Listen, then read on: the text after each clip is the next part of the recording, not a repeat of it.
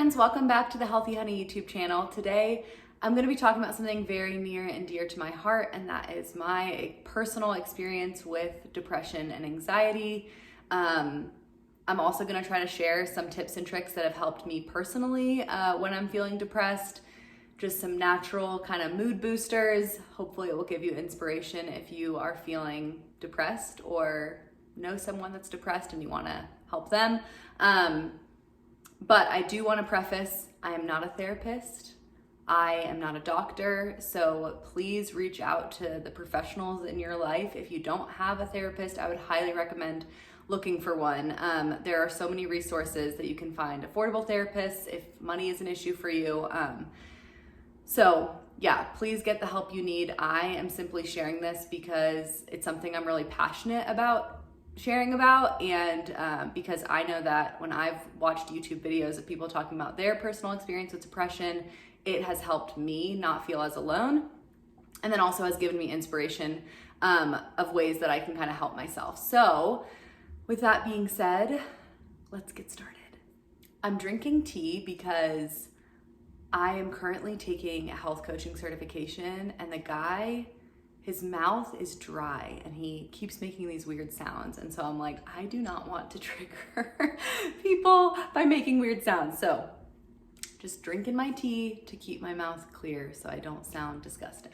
Okay, so again, this is my personal story. I'm sure you'll be able to relate to parts of it, but definitely not all of it. Everyone's story is so unique, especially when it comes to mental health. But I personally grew up very happy-go-lucky, kind of like just outgoing, life of the party. My family kind of always pinpointed me as like the peacemaker and just like this fun, happy presence. And honestly, I really was very happy. My family went through some really hard experiences when I was around 10 years old. We ended up losing our house to foreclosure, and I think that affected me way more than I realized it did. Again, I was just kind of happy-go-lucky, and I was like, we're fine, everything's fine. Like, I'm sad, but we're gonna be fine. God's gonna redeem it. And I really did feel that way in the moment, and maybe that was just like my positivity protecting me. But I remember being like, I feel like I should be really depressed and upset, and I was really sad, but I never really let myself fully feel that sadness. I kind of would like let myself feel it quickly and then move past it really quickly. So I really would say I never experienced depression. I would say I was an anxious child, but I never really experienced depression until I was in college. So fast forward many years of happy-go-lucky, simple living before I experienced depression. And then in college, I went through a really bad breakup with a guy that I thought I was gonna marry, and it really just put a toll on my mental health. I experienced depression for the first time. I was up like at night, couldn't sleep. I was also anxious. Like my heart was fluttering. It was really hard for me to sleep. I was just feeling really depressed and anxious. I remember feeling like I want to not feel this way. I want to be able to enjoy my life and have a good time. This isn't the end of the world, but it truly felt like the end of the world to me. And I could not stop crying. I was crying 24/7, calling my family, crying to them, just honestly talking about it to anyone that would listen, which is the worst place to be. Like, you know that people are sick of hearing about what you're going through, but you're like, I literally am so desperate. I just cannot help myself. So that lasted for like a summer in college, like the breakup sadness. And then really I got past the breakup, but I just continued to feel not myself. And I think something chemically switched in my brain. Depression does run in my family physically, so a lot of people in my family are on depression medication, and I think honestly a situation triggered real clinical depression, because after that I was just not myself. I went into my junior year of college just feeling so not myself. I was tired. I didn't want to get out of bed. My friends were like, you're not that fun to be around anymore, which was really hard. And I honestly lost a lot of friendships. Obviously, the true ones stuck around for when I was not fun anymore, but a lot of people left. And it felt really awful, to put it shortly. I remember like grasping for like moments of happiness and honestly experiencing moments of happiness, but most of the time I just felt like this deep sadness and like I'm just not myself. Like I'd be in social settings and just be like, I don't feel comfortable, I don't feel myself. So that continued for about a year. So my entire junior year, I just felt off and depressed and sad and weird, and I kept blaming it on the breakup. But I went to therapy and like cried about the breakup and processed through the breakup, and then was like, I'm honestly not sad about the breakup anymore. I just am sad and I don't really know what to do about it. I don't know how to get out of it. Then I went home that summer before my senior year, and driving out to California. I grew up in Virginia and I went to school in California. So I was in Virginia for the summer, and then I decided to drive out to school my senior year so that I could have my car, and my mom and I decided to make a road trip of it. And during the road trip, we had all these really fun, amazing destinations. We were going to Yellowstone and we were going to the Badlands and like all these different beautiful destinations. And I was just so cranky and just not myself. Like I remember being like, I'm being so rude to my mom and I like cannot help it. Like I wish that I could be nicer. I wish I could want to do things more. I just am not myself. I'm just not myself. I'm just not myself. And I would like have these breakdowns crying to her, and obviously she's doing what she can to help me, but she's like, I don't know what to do. Like I wasn't really totally making sense. And I remember like one night specifically, we were in South Dakota and she was like, do you want to go watch sunset? And I was like, no, I just want to lay in bed. And I was just like, what is wrong with me? Like, why do I not want to experience like the beautiful earth?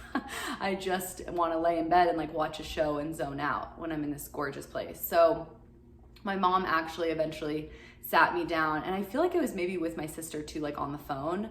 Both of them have been on depression meds before, and they were like, Audrey, we're really kind of concerned. It seems like you're not doing well mentally. It doesn't seem like you're that caught up in the breakup as much anymore. It just feels like you're just not doing well. And I was like sobbing, I'm not doing well. I don't know what to do about it. And they were like, really, you should consider going on depression meds. So it was a fight because I definitely like to do things naturally and heal myself naturally, and was like, I don't want to be dependent on a medication. But eventually decided to try going on the medication, went on the medication at the beginning of my senior year, and it was honestly amazing. I know a lot of people have experiences of trying all these different meds before they find the right one for me, but luckily my first try, the medication really helped me. And I mean, there was some weird symptoms when you first start taking depression meds often, which if you go on them, your psychiatrist will talk to you about. But after the initial like kind of onboarding of the medication, I felt great. I was like, I feel myself again. I feel happy. I feel joyful. Like there were still some moments of sadness for sure. But most of the time I was feeling way better, and I was like, I can breathe again. I feel like myself for the first time in so long. So yeah, I was on depression meds for I think 4 years, around there. And I'm so grateful for depression meds because although I am very natural minded and like to find natural remedies for things and don't like to rely on medication, I was not in a good enough place mentally to be able to take care of myself and do the things that I knew I needed to do in order to help my depression. So that was really what made me be like, okay, I need to go on meds so that I can do the things I know will help me. Eventually, around 4 years later, I was married and decided, I really want to try to see where my brain is at without depression meds, and just was kind of curious and was hoping that I could go off of the meds and just be able to do the things that I know can kind of help that are more natural. So anyways, talked about it on social media. Lots of people reached out being like, get ready. It's really hard to get off depression meds, especially if you've been on them for several years. Expect for a lot of symptoms, a lot of like withdrawal things, weird brain zaps, and then also just like depression and anxiety and all those things to kind of heighten for a while until your brain levels out. Sorry, we live next to a hospital, so we hear lots of sirens. But anyways, I also talked to my doctor and my psychiatrist, and they were like, yes, it's really hard, but I think you can do it, and if you can't do it, then you can just get back on them. So they put me on a plan to kind of wean off of my medication, which you definitely need to do. You can't just stop. Or maybe you could, but I don't know. Talk to your doctor and your psychiatrist because it's definitely an intense process. And the next like 4 to 5 months were really freaking hard on me and my poor sweet husband. Anyways, yeah, I had lots of brain zaps and weird symptoms and just a lot of like anger, sadness, outbursts, and I like to call them adult tantrums. No one likes to talk about adult tantrums, but it happens. And not that I want to normalize it so that like we think it's okay, but I just want to admit it because I think people think that they're alone in acting a little crazy. So anyways, had a really rough couple of months, gained a ton of weight, definitely found myself kind of trying to find comfort in food and, was just really struggling. And then eventually I felt like it started to even out. I went really slow weaning off because I was like, oh my gosh, these symptoms are awful. I would wait until I felt kind of normal to go down a dose. And again, I worked with my doctor on that whole process, and I think that's very important.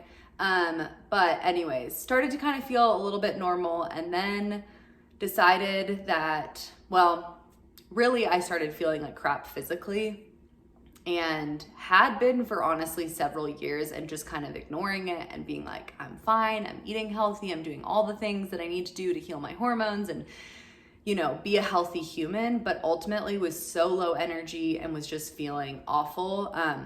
Ended up finding out that I have mold illness, and then also just some like heavy metal toxicity and just like a lot of stuff going on. So I started working with a practitioner, and for the past year, I have been detoxing mold and heavy metals, and now viruses, which is a whole other process and story. But I will say that a lot of those things, especially mold, causes inflammation in your brain. And so as I was detoxing it and pulling it out of my system, it was really hard on my mental health and has been really hard on my mental health. And so the past year has honestly probably been the hardest year of my life mentally and physically.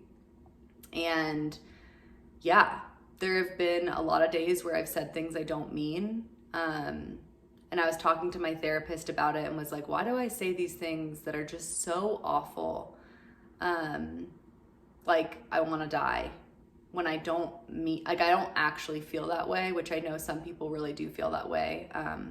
But I don't. And I was saying those things to my husband, and she was like, I think you feel so strongly that like you feel awful and you really want your husband to be able to understand how awful you say or how awful you feel. And so you say things that you don't mean that are like above what you actually feel in hopes that he will get part of how badly you feel. I hope that makes sense. But anyways, I'm not through it by any means. Still very much struggle with depression and anxiety. I have good days and bad days. Today is a good day. I definitely would not be able to get myself to record a YouTube on a bad day. But I also still have really hard days where I just want life to pause. Like I'm like, life is too much. It's just overwhelming. And there are definitely days where I consider going back on depression meds. It's definitely not out of the picture for me. But I think it's really going to depend on how my body responds to this whole detox that I'm doing and summer, because winters are definitely extra hard for me. But yeah, that is basically my story of struggling with depression and anxiety. I hope that it brought you some comfort knowing that you're not alone if you struggle with these things too. Even if your story looks vastly different from me, you're not alone. I think I'm going to do a separate video for tips and tricks on how to boost your mood because this video is getting a little bit long, but I hope that you enjoyed this video. I will post the tips and tricks video next. But if you enjoyed this, please give it a thumbs up and don't forget to subscribe. And don't forget, oh my gosh, I can't talk. And don't forget to subscribe to my channel.